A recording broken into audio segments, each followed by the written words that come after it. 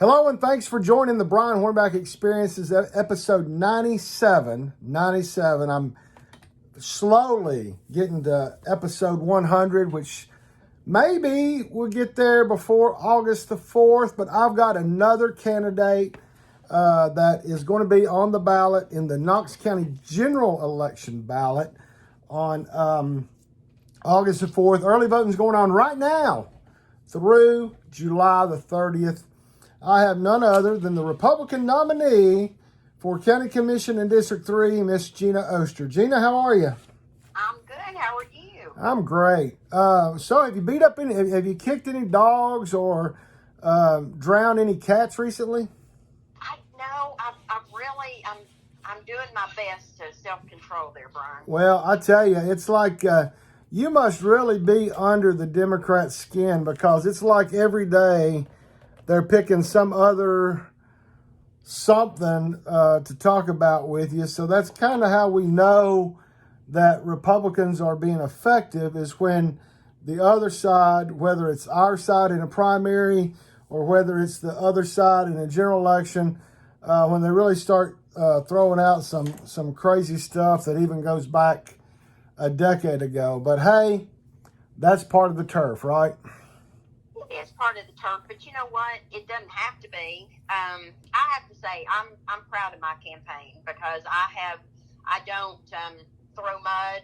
I don't talk about my opponent. I don't send out nasty things, and I don't hack Facebooks. I don't do that kind of stuff. I actually spend the time talking to voters and going to meetings. I was actually at County Commission last night from 5 o'clock to 11 o'clock. Yeah, I watched. I watched that. If I'm going to be a candidate for County Commission, you need to be actually at the meeting, so you're actually bringing the information back to your voters. So I think if you stay on substance and you stay above the nasty fray, we all talk about it on the national level, right? About we're tired of this division and tired of this name calling, this nastiness. But, when the other ones start throwing it at you, I guess it is what it is. But it's kind of disappointing that you can't stay on the message. Yeah, and I'm trying to remember the exact Ronald Reagan quote. Maybe I can pull it up with our Google friend here. But it's kind of funny because, when they talk about, hold on a second, we got less than 30 minutes.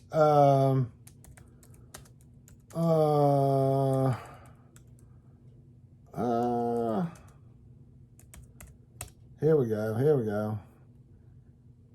Top 10 memorable debate quotes. Let's see. When did he say this? Oh, you know what? Oh, we might just be able to play this. I just got the video of it. But anyway, Ronald Reagan said during the 1984 presidential debate, which, by the way, I turned 18 August 20th of 1984. So I cast my first vote. I'd been active in Republican politics from when I was a junior in high school back in 82. But I cast my first vote in November of 84 for Ronald Reagan. But his quote was, "I'll not make an age an issue of this campaign. I'm not going to exploit for political purposes my opponent's youth and inexperience." You could probably use that, Gina. I remember that. It's great. Let's see if we can pull this up.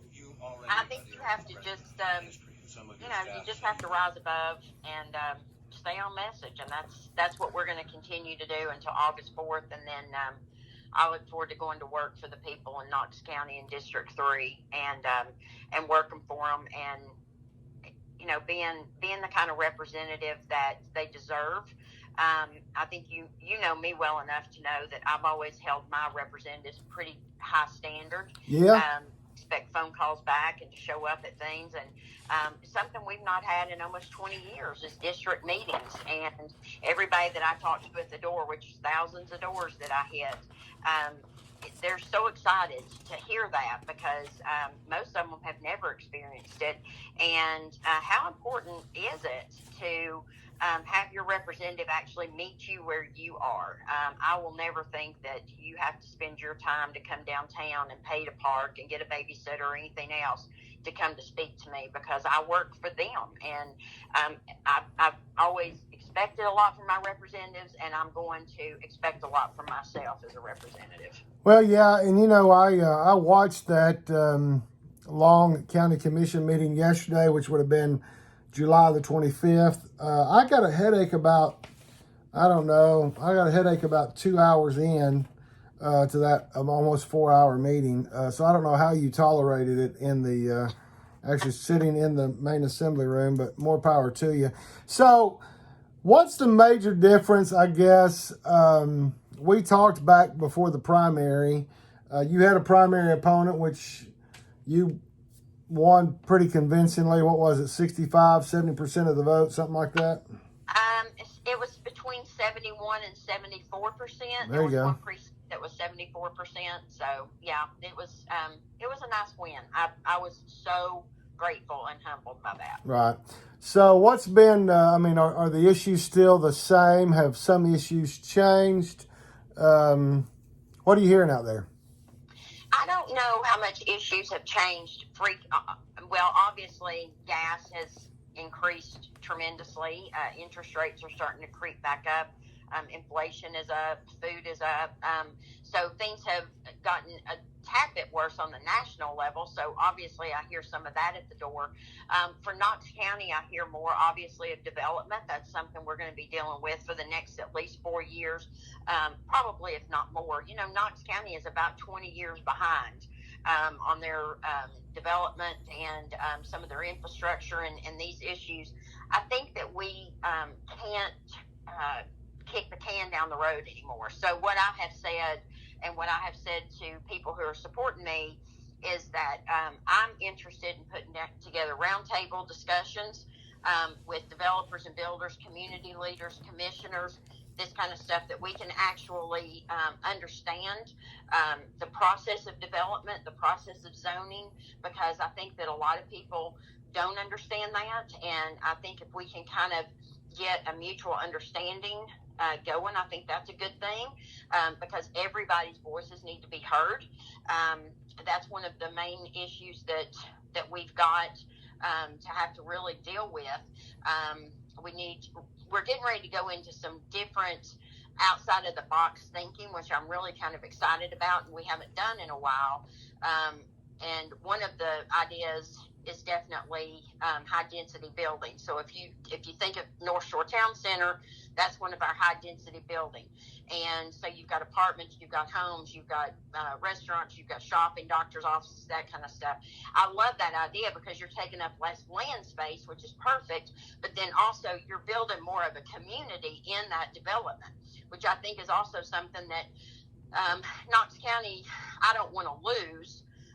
Because we've always kind of had our communities, right? So we've had Fairgate, we've had Carnes and Powell, and that kind of stuff.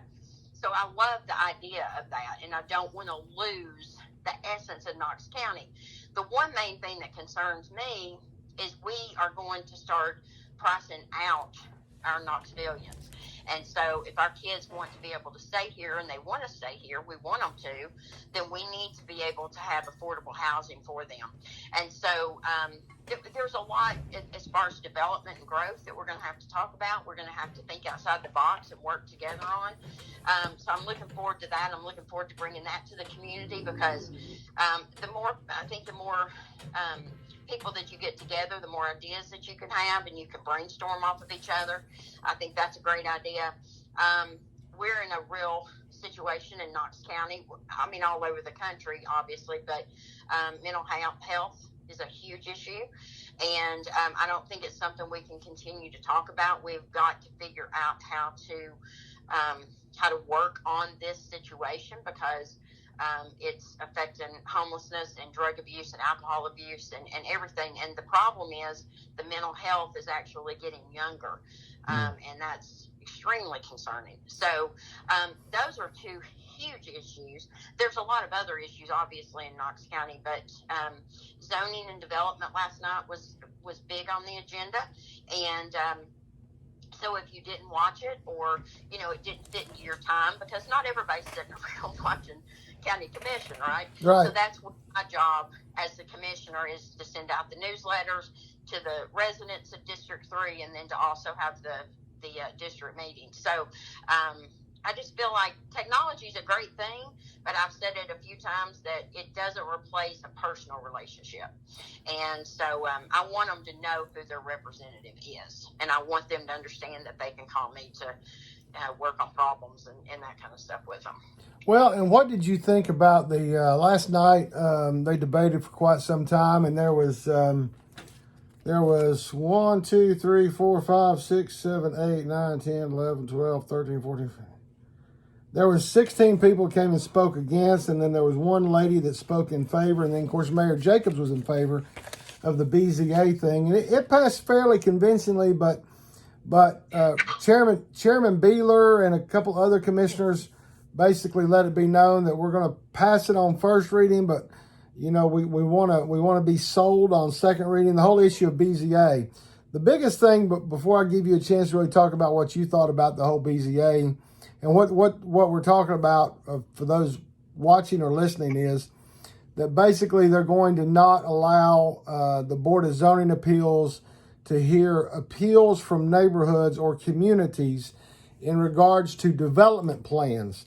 I thought the real interesting thing I thought about that whole discussion was that Commissioner Jay, who's an at-large commissioner, said that development plans are approved by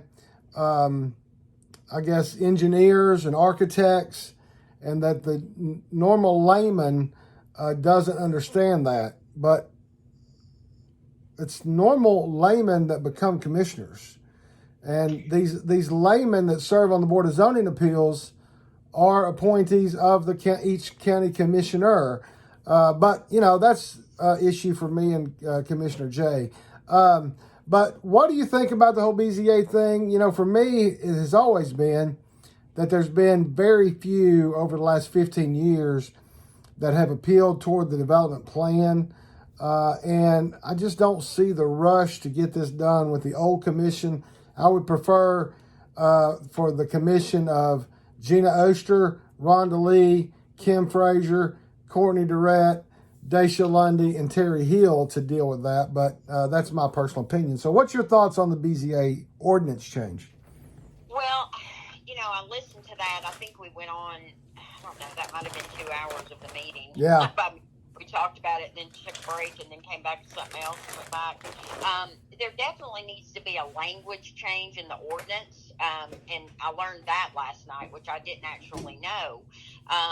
So when we were talking about that, I think that for years you've had that opportunity to go to BZA, and the way that the ordinance was written, from what Mr. Moyers was talking about last night, is that it actually shouldn't have been going to BZA, I think, on the development plans. Right. And so, so that's kind of where the language needs to change. But I will say that I would never be for anybody shutting down community involvement or community voices, ever.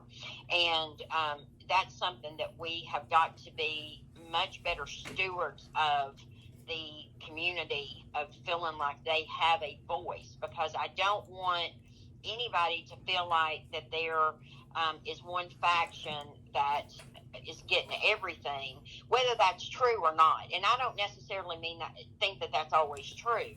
But the perception is 100% of everything, right? And right. So that's where you never want anybody to feel like that they're being shut down or shut out of a process. Now, the way the mayor was describing it is because that there is a slowdown, and there kind of ends up being a almost kind of a rubberneck in the process if it goes to BZA. And so that's where the slowdown for development ends, if developers are having to resubmit and do this kind of stuff. Now, I actually spoke with a developer today because I wanted both sides of it, because I think there are both sides of everything. And the way he explained it was, if they go and show up at BZA and there's somebody that's contesting a project, and he goes there and there are not enough people there to do a quorum, then they can't have the meeting. Right. So now he's got his designers and his attorney, and he's got, his engineers there, and then the people who have come to file the complaint, they're there with their attorney. So now you have paid for people to be there when a meeting isn't going to happen. And so now it could be another month before BZA would hear it again. And so you're starting this process. That's where the rubberneck problem is getting. Now, there's also an issue with BZA, the board, because you've had some people that serve on it, they don't show up. There's been kind of some issues with that board. And so that's got to be looked at, because if you're going to have a process, you don't want to have another government red tape process being slowed down because people aren't showing up, or the board's not full, or whatever the issue is. And so I think it's a multi-layer situation. So I see it from the citizens' point of view. I see it from the builder's point of view. That's where we've got to meld those two together to get everybody kind of working in the same direction, because everybody needs to be able to have their voice. And so, I hope that kind of answers it, because it does. Really it's a lot longer process to explain than just, a few minutes on here. And you're right. The problem has been, and I've watched BZA meetings over the years, and there are people who are historically late, who or don't show up, and that really, I mean, if these are appointees of the county commissioners, the county commissioners need to kind of know what's going on, and if the engineering and public works people aren't talking to the commissioners and letting them know that XYZ is not showing up 2 or 3 months in a row, then that's where the commissioners need to kind of intervene. At one time, back not too many years ago, every member of the county commission served on the BZA, but then something happened in state law that said that it had to be citizens, not commissioners. So I don't know what the answer is. All I know is that people that need use on reviews, people that need setbacks, so that they can maintain a quality of life, need to happen. It's not, for me, whether a development plan gets approved by BZA or commission or Chancery Court, it doesn't matter to me. But anyway, so how has door knocking been now that we got 100-degree weather? Oh, it's brutal. Yeah, it is brutal out there. One day I was out, my tennis shoes were literally like I was on blacktop, and it was kind of melting. And I was like, yeah, this is hot. Yep. It's hot. I don't do great in heat, so it's a challenge for sure. But door knocking, and I think I've proven that to a lot of people in the past, that door knocking is very important to me, and I get out there and I do it, and I think it's the best way to get your message out, and also to give you an opportunity to meet the people and answer the questions that they have. It's funny because one man, he cracked me up. He's such a sweet guy, but he answers the door, and I'm telling him who I am and doing my spiel, and he looks at me and I said, "Do you have any questions for me?" And he said, "Well, honey, I wasn't just sitting around here thinking that I had a county commission question, so let me think about it for a second." So, you get some great, you meet some great people, and you have some great conversation. And so it's fun, and I enjoy it. It's hard work, but I think if you're not going to get out there and door knock and do what you can to meet the people, I don't know if it really earns you, a vote. Some of the best votes I ever got was when I was knocking on doors in torrential rain. So people remember. They do feel sorry for you. People remember when you show up in rain. They remember when you show up in 100-degree weather.